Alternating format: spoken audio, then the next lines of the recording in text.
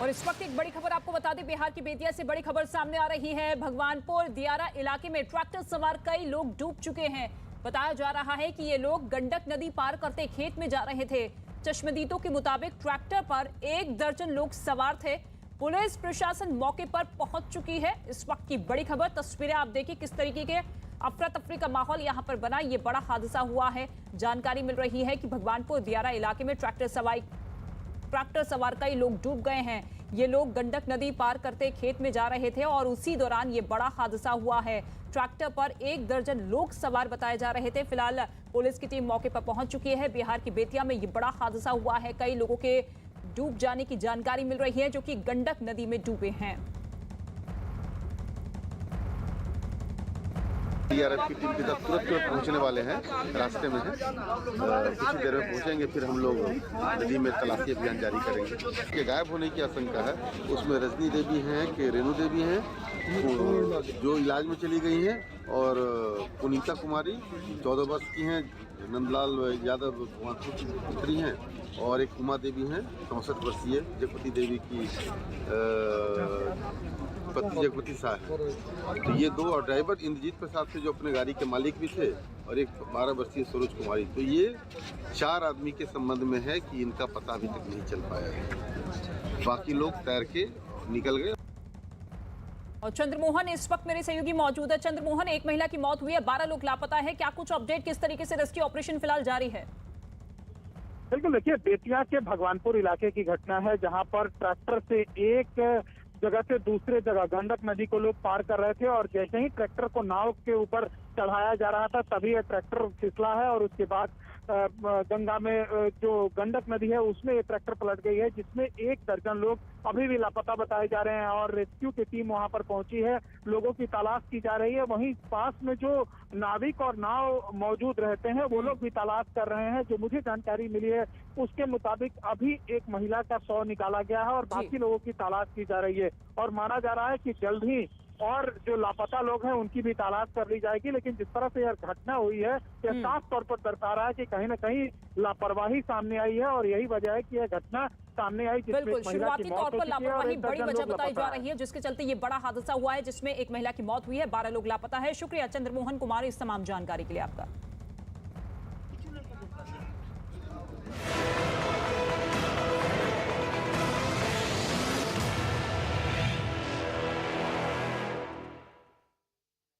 इस वक्त एक बड़ी खबर मिल रही है, बीजेपी से आ रही है बड़ी खबर। भारतीय जनता पार्टी ने पहले फेज के लिए 30 स्टार प्रचारकों की सूची जारी कर दी है। इस लिस्ट में पीएम नरेंद्र मोदी, जेपी नड्डा, राजनाथ सिंह, नितिन गडकरी, अमित शाह के नाम शामिल हैं। साथ ही योगी आदित्यनाथ, केशव प्रसाद मौर्य, दिनेश शर्मा, संजीव बालियान का भी नाम शामिल है।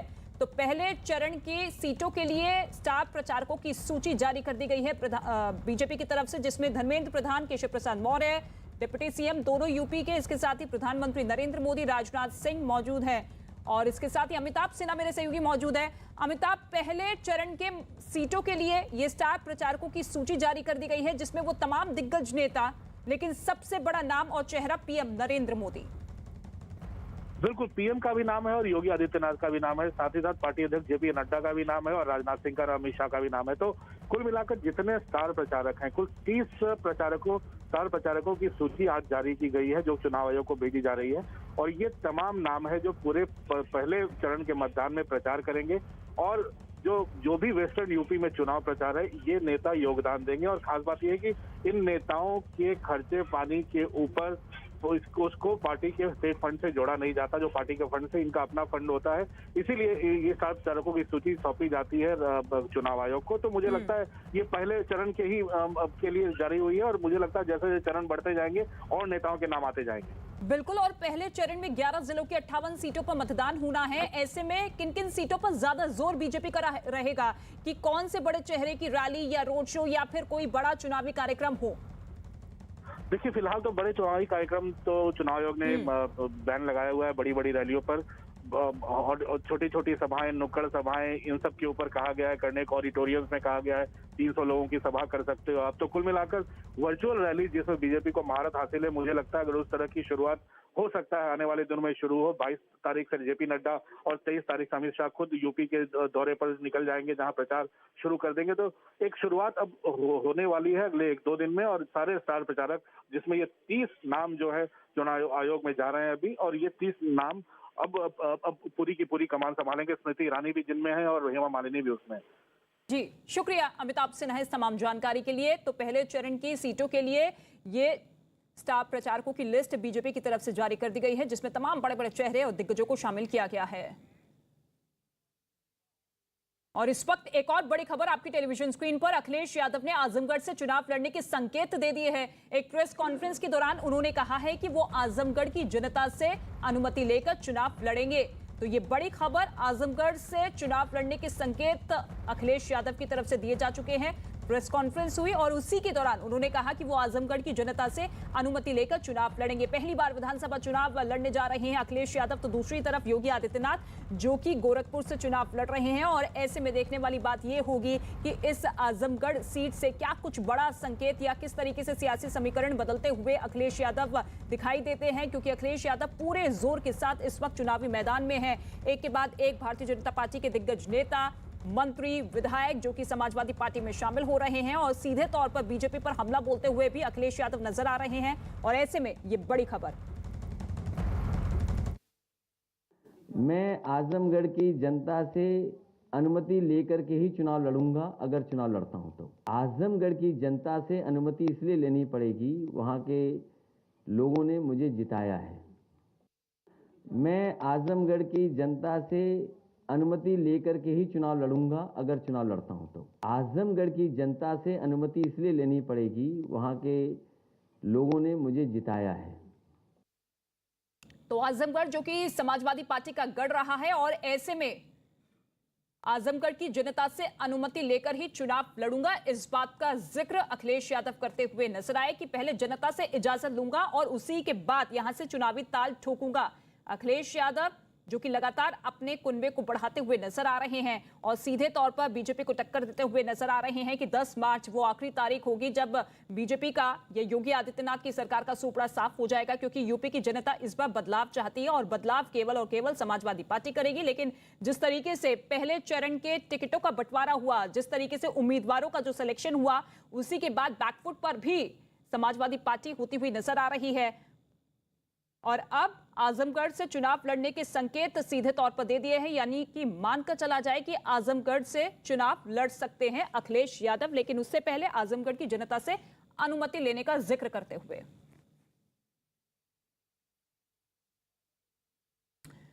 और विधानसभा चुनाव से पहले समाजवादी कुनबे में कमल खिल गया है। मुलायम सिंह यादव की छोटी बहू अपर्णा यादव आज बीजेपी में शामिल हो गई हैं।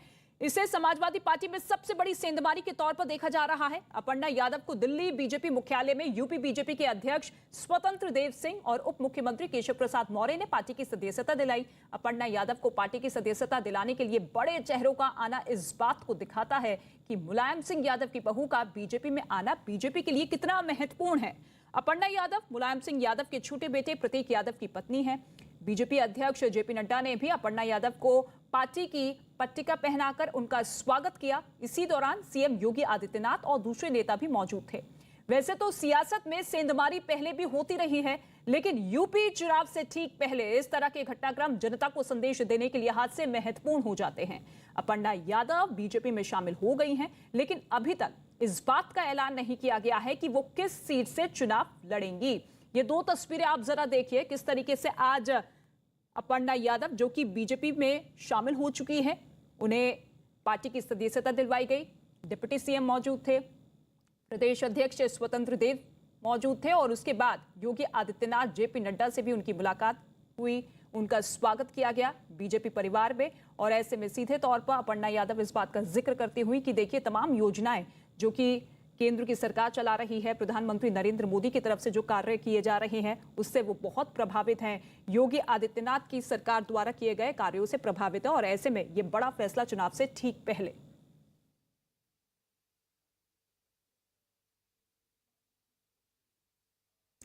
अपर्णा यादव के बीजेपी में जाने पर अखिलेश यादव ने उन्हें शुभकामनाएं दी हैं।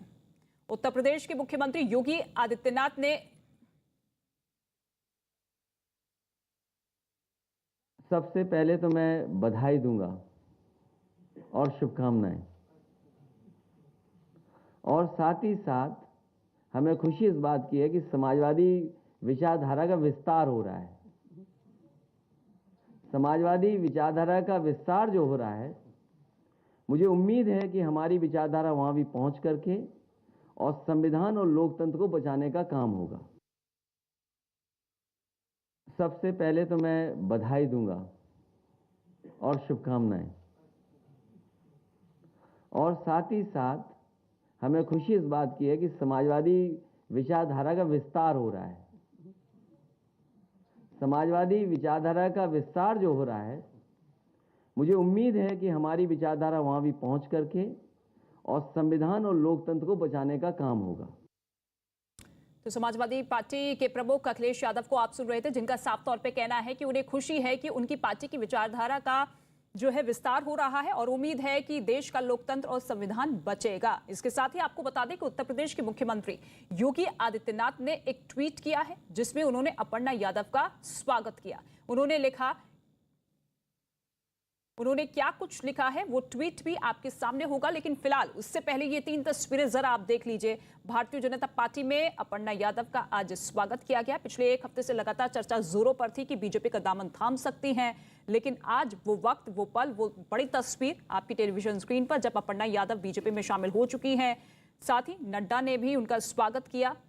कहां से लड़ेंगी चुनाव, अभी इस पर किसी तरीके का कोई स्टेटमेंट या कोई बात निकलकर सामने नहीं आई है, लेकिन कयास यही है कि लखनऊ कैंट से वो चुनाव लड़ सकती हैं। 2017 में भी समाजवादी पार्टी के टिकट से उन्होंने चुनाव लड़ा था, लेकिन रीता बहुगुणा जोशी, जो कि बीजेपी की उम्मीदवार थी, उनसे वो हार गई थी। 63,000 वोट उन्हें 2017 के विधानसभा चुनाव में मिले थे। और ऐसे में अब ये सीट जो है, इसी सीट पर रीता बहुगुणा जोशी अपने बेटे के टिकट की मांग कर रही हैं, लेकिन सांसद बनने के बाद वो सीट खाली हो गई थी। लखनऊ कैंट 2019 में उपचुनाव हुआ, जिसमें बीजेपी के उम्मीदवार ने ही जीत हासिल की। और ऐसे में अब क्या मौजूदा विधायकों का टिकट काटकर क्या अपर्णा यादव को टिकट दिया जा सकता है, या फिर किसी और सीट से अपर्णा यादव को बड़ी जिम्मेदारी सौंपते हुए उन्हें चुनाव लड़वाया जा सकता है। लेकिन अपर्णा यादव ने एक बात साफ कर दी है कि जो भी जिम्मेदारी पार्टी सौंपेगी उसे वो निभाएंगी। लेकिन अब वो राष्ट्र धर्म का जिक्र कर रही हैं कि राष्ट्र के लिए उन्होंने ये बड़ा फैसला लिया है। जिस तरीके की नीति, योजनाएं केंद्र और योगी सरकार की तरफ से चलाई जा रही हैं, उससे वो प्रभावित है और अब बीजेपी में शामिल होने के बाद वो देश के हित में काम करेंगी। और योगी आदित्यनाथ ने भी ट्वीट किया है। उन्होंने इस ट्वीट के जरिए अपर्णा यादव का स्वागत किया है। उन्होंने लिखा है कि अपर्णा जी का बीजेपी परिवार में स्वागत है। पार्टी की सदस्यता मिलने के बाद अपर्णा यादव ने भी अपना स्टेटमेंट दिया है। उन्होंने कहा है कि इस देश को बचाना है तो हमको राष्ट्रवाद के साथ चलना होगा। और क्या कुछ कहा मुलायम सिंह यादव की छोटी बहू ने, सुनिए जरा। अपर्णा यादव जी हमारे साथ हैं, हम इनसे बात करते हैं। बीजेपी ने आप ज्वाइन किया है, कहा यह जा रहा है कि बहुत बड़ा झटका है समाजवादी पार्टी के लिए, झटका मानती हैं? देखिए, मुझे झटका तो नहीं पता, पर मुझे ये पता है कि ये अपर्णा यादव का बहुत बड़ा फैसला था कि मुझे राष्ट्र धर्म से सर्वोपरि और कुछ नहीं लगा। इसीलिए राष्ट्र धर्म का निर्वाह करते हुए मैंने सोचा कि मुझे आदरणीय प्रधानमंत्री जी की जो नीतियां हैं उनसे प्रभावित होकर के मैं भाजपा ज्वाइन करूँ। अखिलेश और मुलायम की क्या बात आपको पसंद नहीं आई जो आप बीजेपी की ओर बढ़ चली? देखिए, परिवार से मैं कोई विमुख नहीं हूँ। मैंने मेरे बड़ों का, सबका मेरे ऊपर बहुत आशीर्वाद है। एज अ बहू मैं हमेशा से अपने परिवार के गरिमा और जो भी उसके नियम हैं वो निर्वाह करती रहूंगी। मेरी पार्टी आइडियोलॉजी की ये बात है, मुझे राष्ट्रवाद ज्यादा पसंद है, इसलिए मैं आदरणीय प्रधानमंत्री जी के संरक्षण में आई हूँ। लखनऊ कैंट से क्या आप विधानसभा चुनाव लड़ेंगी? जैसा पार्टी सुनिश्चित करेगी वैसा करूंगी। मैंने कैंट में बहुत काम किया है, बाकी पार्टी जो भी निर्णय करे। पार्टी में बड़ी भूमिका के लिए आप तैयार हैं? जैसा प्रधानमंत्री जी और जो कोर टीम है वो डिसाइड करे, जैसा दिशा निर्देश होगा उस तरीके से काम किया जाएगा। तो अपर्णा यादव के बीजेपी ज्वाइन करने के बाद पार्टी नेता अमिताभ मालवीय ने एक वीडियो ट्वीट किया है। अमित मालवीय ने मुलायम सिंह यादव का एक वीडियो ट्वीट कर अखिलेश यादव पर निशाना साधा है, जिसमें मुलायम सिंह यादव ये कहते हुए नजर आ रहे हैं कि देश में किसी नेता ने अपने बेटे को सीएम बनाया तो किसी ने नहीं बनाया। जो अपने आप का नहीं हो सकता, किसी का नहीं हो सकता। इस वीडियो को ट्वीट करते हुए बीजेपी ने लिखा कि जो अपने बाप का नहीं हुआ वो किसी का नहीं हो सकता। ये वीडियो जारी किया गया है बीजेपी की तरफ से, जिसमें मुलायम सिंह यादव द्वारा कही गई बातों को कोट किया गया है और सीधे तौर पर हमला बोलते हुए नजर आ रहे हैं बीजेपी के नेता समाजवादी पार्टी पर।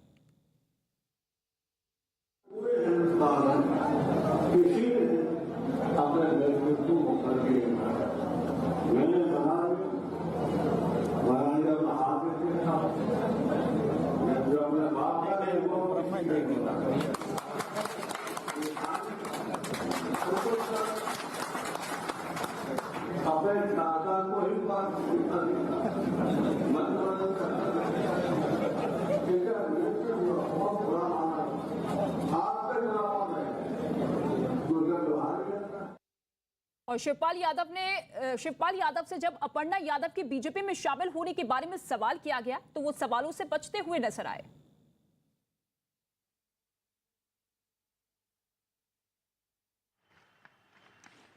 तो शिवपाल यादव फिलहाल कुछ नहीं कहे अपर्णा यादव के ज्वाइनिंग पर, और वो सीधे अपने घर से निकल गए हैं। शिवपाल जी, अपर्णा यादव ने ज्वाइन किया है बीजेपी। तो शिवपाल यादव फिलहाल कुछ नहीं कहे अपर्णा यादव के ज्वाइनिंग पर, और वो सीधे अपने घर से निकल गए हैं। तो अभी तो शिवपाल यादव कुछ कहते हुए नजर नहीं आए, लेकिन इससे पहले उन्होंने नसीहत दी थी अपर्णा यादव को कि महत्वाकांक्षा बहुत ज्यादा बढ़ रही है और मैं यही नसीहत देता हूं कि पार्टी में रहकर पार्टी के लिए काम करे। लेकिन उत्तर प्रदेश के सहारनपुर में 2014 में हुई गुरुद्वारा हिंसा मामले के आरोपी मोहर्रम अली पप्पू के समाजवादी पार्टी में शामिल होने पर विवाद खड़ा हो गया है। मोहर्रम अली को समाजवादी पार्टी में शामिल किए जाने पर बीजेपी हमलावर हो गई है। 13 जनवरी को मोहर्रम अली पप्पू समाजवादी पार्टी में शामिल हुए थे और इसकी तस्वीर सोशल मीडिया पर वायरल होते ही बीजेपी ने समाजवादी पार्टी को घेर लिया। इन तस्वीरों में समाजवादी पार्टी के प्रदेश अध्यक्ष नरेश उत्तम पटेल लाल टोपी पहनाकर उनका पार्टी में स्वागत करते दिखाई दिए और इन्हीं तस्वीरों के बाद अब समाजवादी पार्टी पूरी तरीके से घिरती हुई नजर आ रही है। बीजेपी लगातार उन लोगों को लेकर सवाल उठा रही है जिन्हें शामिल समाजवादी पार्टी कर रही है या फिर उन अपराधियों को, उन दंगाइयों को टिकट दे रही है, जिसके बाद अब समाजवादी पार्टी बैकफुट पर और सोशल मीडिया पर यह तस्वीर वायरल होने के बाद अब लगातार समाजवादी पार्टी पर सवाल उठते हुए दंगा आरोपियों को लगातार क्यों समाजवादी पार्टी बढ़ावा दे रही है। ये तस्वीर जो आप देख रहे हैं जिसमें समाजवादी पार्टी के जो प्रदेश अध्यक्ष है वो उन्हें लाल टोपी पहनाते हुए नजर आ रहे हैं। उन्हें शामिल किया जा रहा है पार्टी में, मोहर्रम अली जिन्हें पार्टी में शामिल किया गया। तो मोहर्रम अली पप्पू के समाजवादी पार्टी में शामिल होने की तस्वीरें वायरल होते ही बीजेपी ने उनके खिलाफ मोर्चा खोल दिया है। पार्टी के नेताओं ने अखिलेश यादव पर सिख समुदाय की भावनाओं को आहत करने का आरोप लगाया। मोहर्रम अली उर्फ पप्पू, जिसको टिकट दिया गया है समाजवादी पार्टी द्वारा और जो सहारनपुर में गुरुद्वारा हिंसा का मास्टरमाइंड था, गुरुद्वारे में किस प्रकार उन्होंने हिंसा करवाई थी मोहर्रम अली ने, ये हम सब ने देखा था। तो चाहे कांग्रेस पार्टी का मौलाना तौकीर रजा खान हो या समाजवादी पार्टी का नाहिद हसन, उद्देश्य केवल एक है। ये जो रेडिकल सिंडिकेट है इसका उद्देश्य है किस प्रकार से दंगे भड़काना, हिंदुओं को डराना, हिंदुओं को बांटना और केवल अपने परिवार की राजनीति को आगे बढ़ाना। कांग्रेस की तरह अब समाजवादी पार्टी ने भी सिख विरोधी, सिखों का दंगे कराने वाले लोगों को सम्मानित करने का काम शुरू किया है।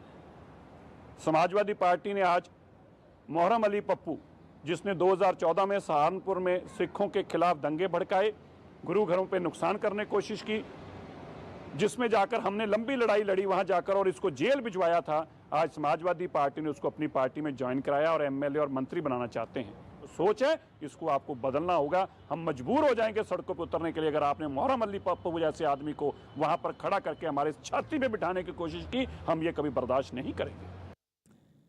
दंगे के आरोपी मोहर्रम अली पप्पू को समाजवादी पार्टी में शामिल करने पर पीड़ित दुकानदारों ने भी नाराजगी जताई।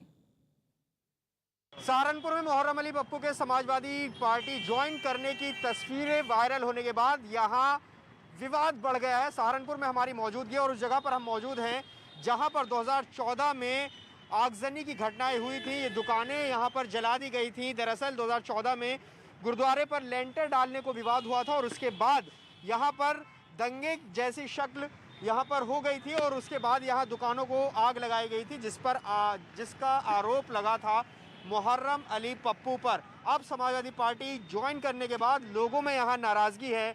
यहाँ हमारे साथ दुकानदार भी मौजूद हैं जो इस मार्केट में जिनकी दुकानें जली थी, साथ में बीजेपी के पदाधिकारी भी हमारे साथ मौजूद हैं। सबसे पहले राजेंद्र सिंह कोहली से बात करते हैं जो कि मंडल अध्यक्ष हैं बीजेपी के। सर,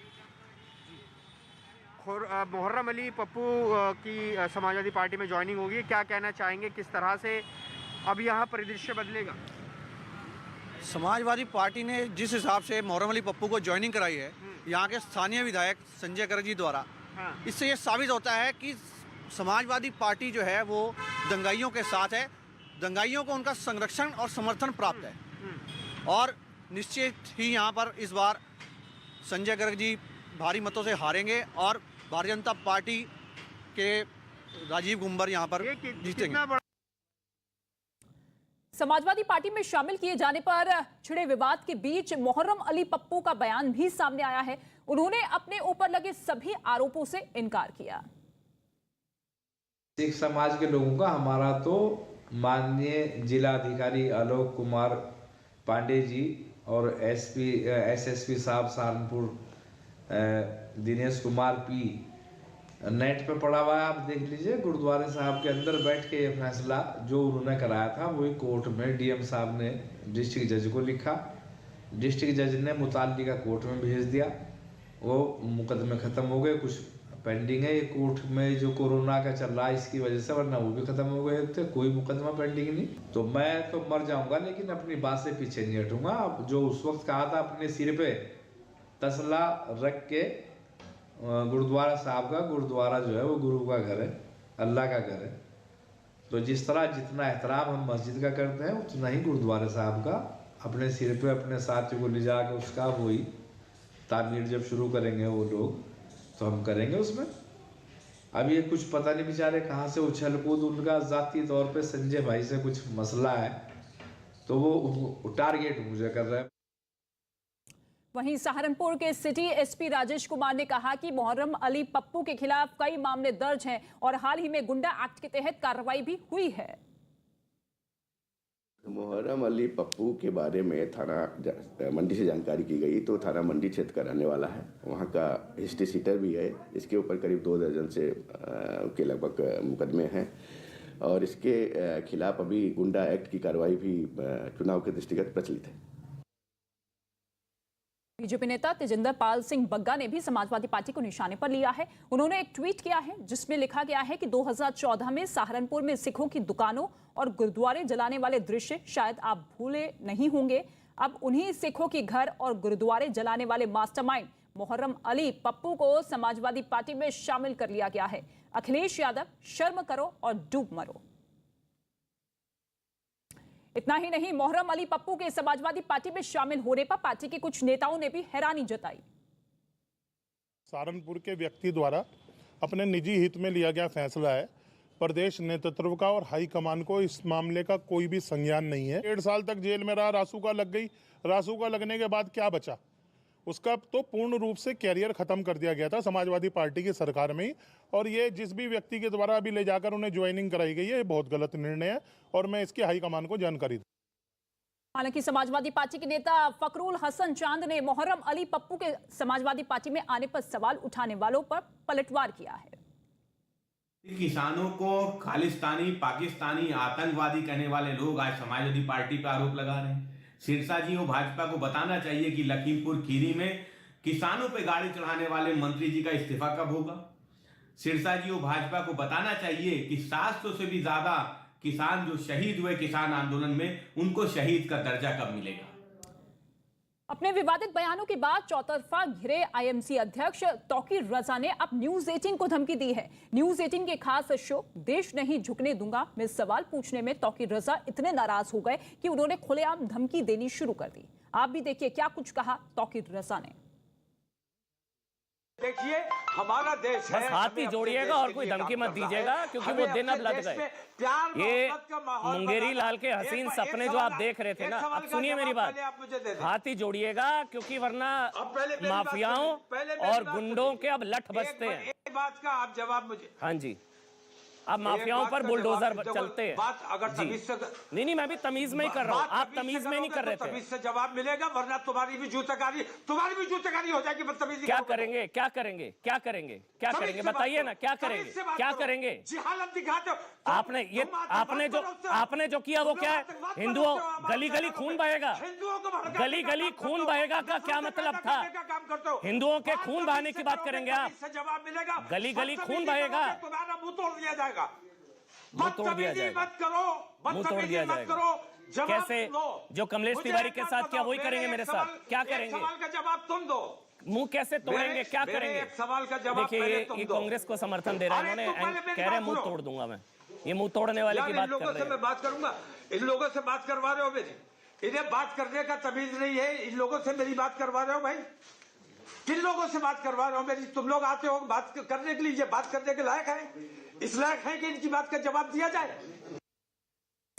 तौकीर रजा ने एक और विवादास्पद बयान दिया है। उन्होंने बाटला हाउस में मारे गए आतंकवादियों को शहीद बता दिया। उन्होंने आगे ये कहा कि अगर बाटला हाउस की जांच अगर कांग्रेस पार्टी करा लेती, उसकी सरकार करवा लेती, तो देश की जनता को सच पता चलता। बाटला हाउस इनकाउंटर की जांच करा ली होती, दुनिया को पता चल जाता कि जो मारे गए वो आतंकवादी नहीं थे, उनको शहीद का दर्जा मिलना चाहिए। जो इंस्पेक्टर शर्मा मारे गए उस एनकाउंटर में, उनका कत्ल हुआ, उनको भी उनकी पुलिस ने मारा था, जांच नहीं कराई गई। उन्होंने कहा कि इससे पुलिस का मनोबल टूटेगा।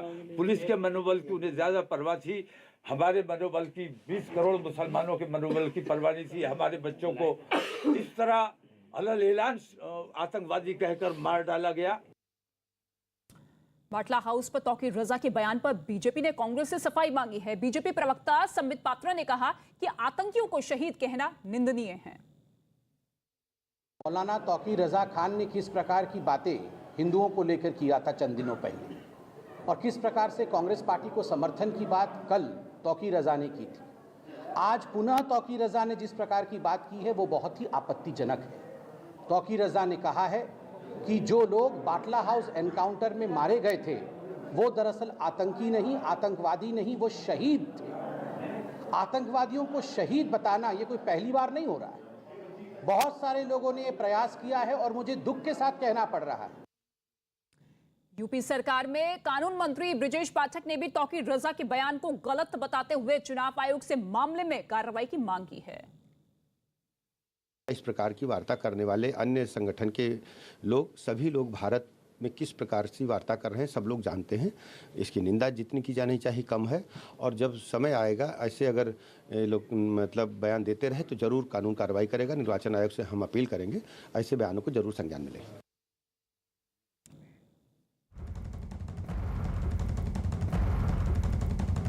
और इस वक्त एक बड़ी जानकारी मिल रही है, बड़ी खबर आपकी टेलीविजन स्क्रीन पर। दिल्ली में 2 संदिग्ध बैग बरामद हुए हैं। त्रिलोकपुरी में 2 संदिग्ध बैग मिले हैं। मेट्रो पिलर नंबर 59 के पास बरामद हुए हैं ये 2 बैग, संदिग्ध बैग बरामद हुए हैं। इस वक्त की ये बड़ी जानकारी, पूर्वी दिल्ली के त्रिलोकपुरी में मेट्रो पिलर 59 के पास 2 संदिग्ध बैग बरामद हुए हैं। इस वक्त की ये बड़ी जानकारी। फिलहाल पुलिस इस पूरे मामले की जांच में जुट चुकी है। ये तस्वीर आप देखिए, पूरे एरिया को कॉर्डन ऑफ कर दिया गया है। दिल्ली में 2 संदिग्ध बैग मिले हैं।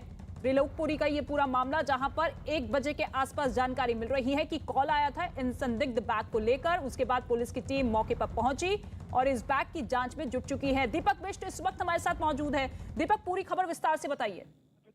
देखिए, अभी तक जो जांच का पता चल पाया कि 1 बजे के आसपास ये कॉल थी। 2 लावारिस बैग जो है उनको देखा गया था किसी के द्वारा और तुरंत पुलिस को सूचना दी, जिसके बाद तकरीबन 1 बजे के आसपास ये पुलिस कॉल चली है कि 2 लावारिस बैग मेट्रो पिलर 59 के पास नीचे रखे गए हैं।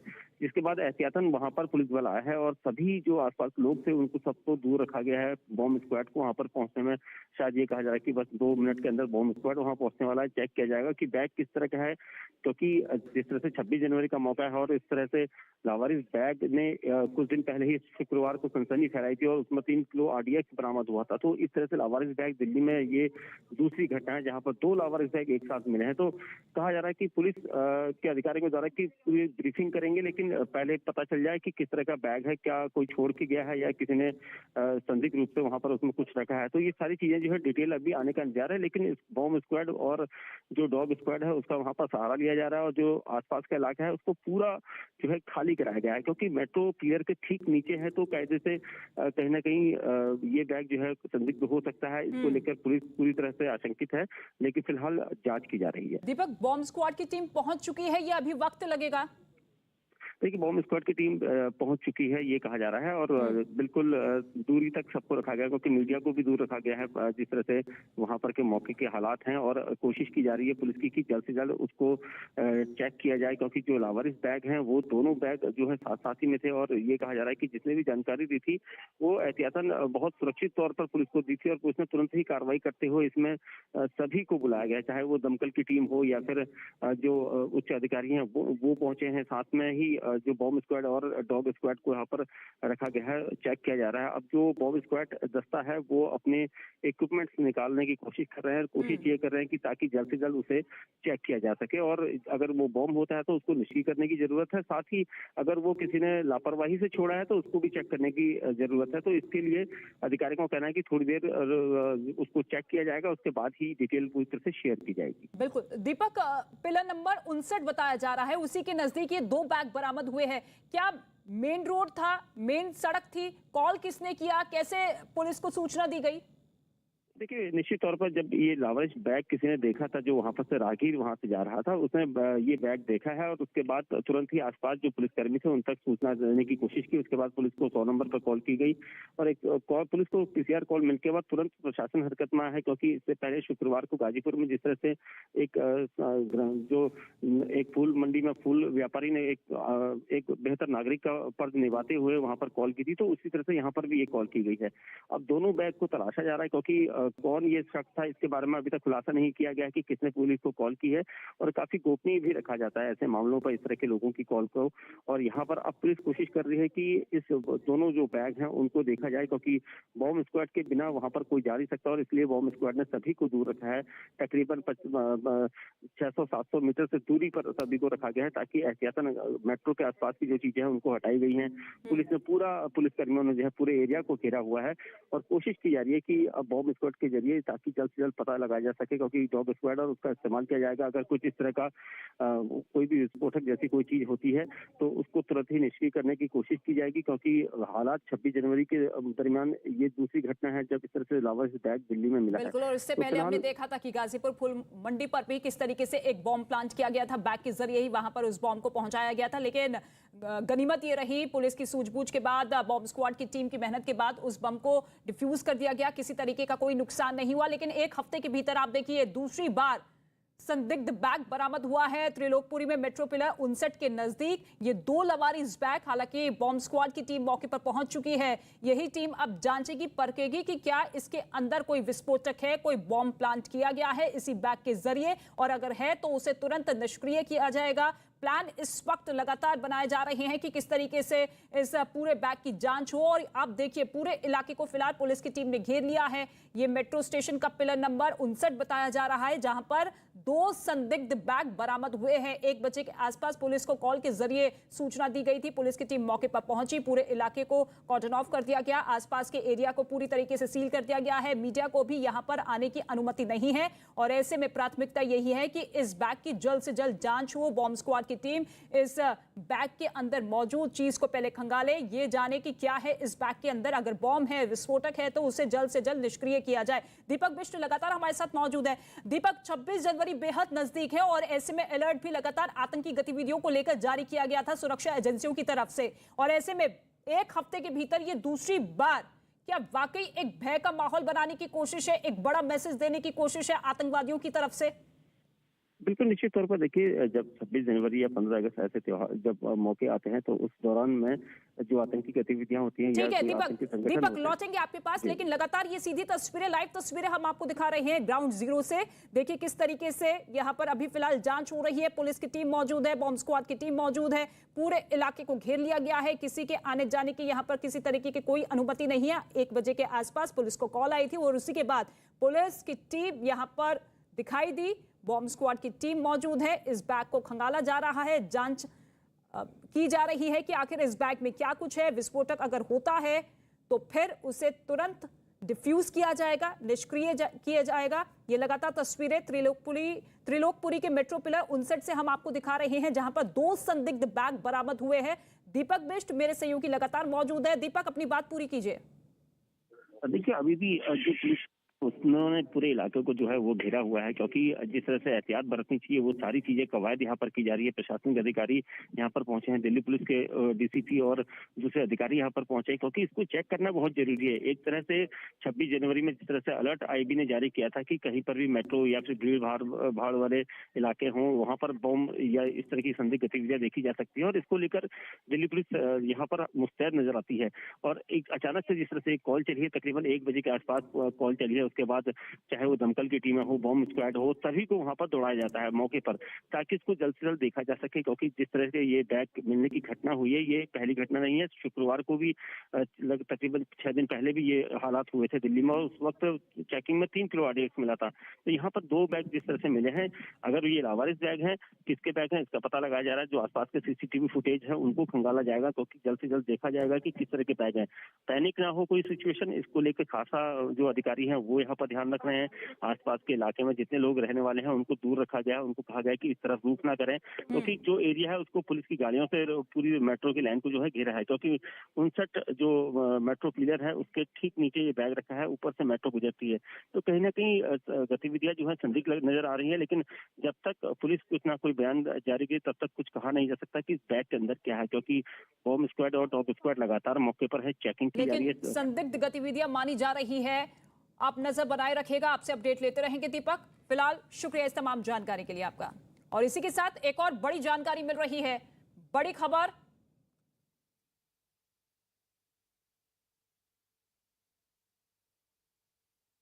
और बड़ी खबर आपको बता दें, गाजियाबाद के लोनी के विधायक नंदकिशोर गुर्जर के विवादित बयान सामने आया है, जिसके बाद मुश्किलें अब उनकी बढ़ चुकी है।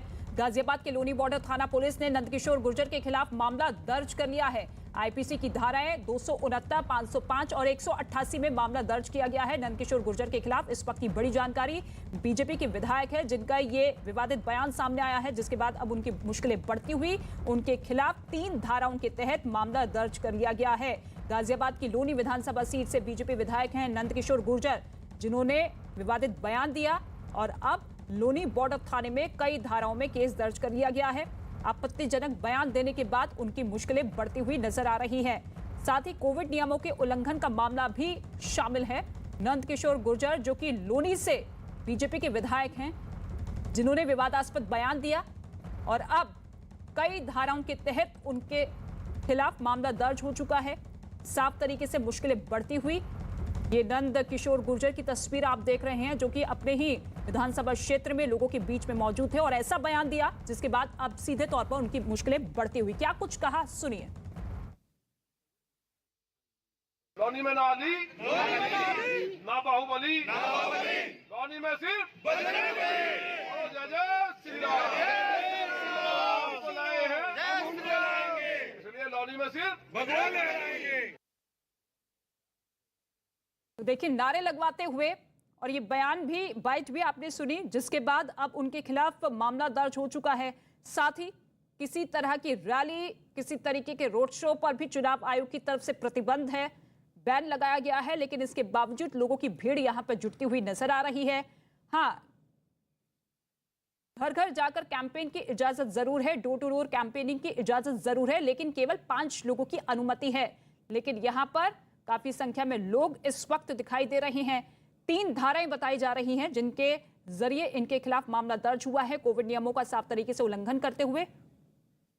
नंदकिशोर गुर्जर इस वक्त हमारे साथ मौजूद है सीधे लाइव, जो कि बीजेपी विधायक है जिनके खिलाफ मामला दर्ज हुआ है। नंदकिशोर गुर्जर, सबसे पहले ये जो बयान दिया है, क्या कुछ कहना चाहते थे इस बयान के जरिए आप? देखिए, बयान जो दिया था हमने, ना अली ना बाहुबली, सिर्फ बजरंगबली। तो इसका मतलब है कि जो अली के समर्थक है, मोहम्मद अली जिन्ना के, जिसने 5 लाख हिंदुओं को कत्ल करवाने का, नरसंहार करने का काम किया, भारत माता के टुकड़े कराए, उसकी समर्थक पार्टी ने एक माफिया पेशेवर बाहुबली को लड़ाया है, जिसके ऊपर दर्जनों मुकदमे दर्ज हैं, आपको जानकारी है। तो ऐसे लोगों का हमारे इष्ट हनुमान जी ही सर्वनाश करेंगे और लौनी के अंदर रामराज्य की स्थापना होगी। इसलिए ना अली ना बाहुबली, सिर्फ बजरंग बली लौनी में काम करेंगे और रामराज की स्थापना होगी। जो विकास लौनी में हुआ है, जो विकास की एक इबारत लिखी गई है, यहाँ एक 12वीं का स्कूल नहीं था, किसी धर्म बिजली नहीं विशेष आती थी, का नाम सड़कें लेना जरूरी होता है क्या? किसी धर्म विशेष का नाम लेना जरूरी होता है या फिर दूसरे धर्म को टारगेट करना जरूरी हो जाता है? आपकी पार्टी तो सबका साथ, सबका विकास, सबके विश्वास की बात करती है। मैं हर किसी की बात करिए ना। हम भी वही बात कर रहे हैं। हमारी बात ही नहीं सुन रहे हैं आप। हाँ बोलिए। हमारा भी वही कहना है। मोहम्मद अली जिन्ना कौन सा धर्म है? मोहम्मद अली जिन्ना कोई धर्म है क्या? अली जिन्ना कोई धर्म हो तो हमें बताओ। कोई नया धर्म पंथ अगर डेवलप हुआ है तो मैं भी जानकारी ले लूं। नहीं, हिंदू मुसलमान में ये चुनावी लड़ाई है, चुनावी दंगल को तब्दील करना, आखिर क्यों जरूरत पड़ जाती है हिंदू मुसलमान करना? जरूरी था आपको बजरंग बली का नाम लेना, अली जिन्ना का नाम लेना, या फिर बाहुबली का जिक्र करते हुए कहना कि देखिए? नहीं, हिंदू मुसलमान कहां से आया? हिंदू मुसलमान कहां से आ गया आपके इस बीच में? क्या कोई अली धर्म होता है? मोहम्मद अली कोई धर्म था क्या? बार-बार अगर एक ही धर्म पर टारगेट करते हुए, उसी पर जोर देते हुए अगर ये कहते हैं कि देखिए हिंदुओं की सरकार या हिंदुत्व भी पूरी तरीके से यहाँ पर बाहुबली रहेगा, बाहुबल दिखाएगा, तो फिर ऐसे में दूसरा धर्म तो टारगेट होता है ना। मैंने ये क्या 80 और 20 की लड़ाई का जिक्र कर रहे हैं क्या आप बताओ? नहीं, कोई धर्म की बात नहीं है। आप बताइए, जिन्ना ने 5 लाख हिंदुओं का कत्लेआम कराया, भारत माता के टुकड़े किए, क्या उसका कोई धर्म है तो मुझे बता दो। जिन्ना का यहाँ कोई सपोर्टर ना मुसलमान है ना हिंदू है। लौनी में एक तरफा बजरंगबली के भक्तों का डंका बज रहा है और पूरी तरह से उत्तर प्रदेश में भारतीय जनता पार्टी की सरकार आ रही है। हमारी बात आप नोट करके रख लें। आने वाले चुनाव का जब रिजल्ट आएगा तो रिजल्ट में जो 48 सीट आतंकवादियों को रिहा करने पे, जो अखिलेश जी ने आतंकवादियों को रिहा करने का आदेश दिया, ठीक है, जनता डिसाइड करेगी, जनता डिसाइड करेगी। मुद्दों से ज्यादा यहाँ पर धर्म विशेष की लड़ाई दिखाई देती है, वही हावी रहती है, लेकिन जनता किस पर भरोसा करती है वो 10 मार्च को पता चल जाएगा। शुक्रिया हमारे साथ जुड़ने के लिए गुर्जर साहब।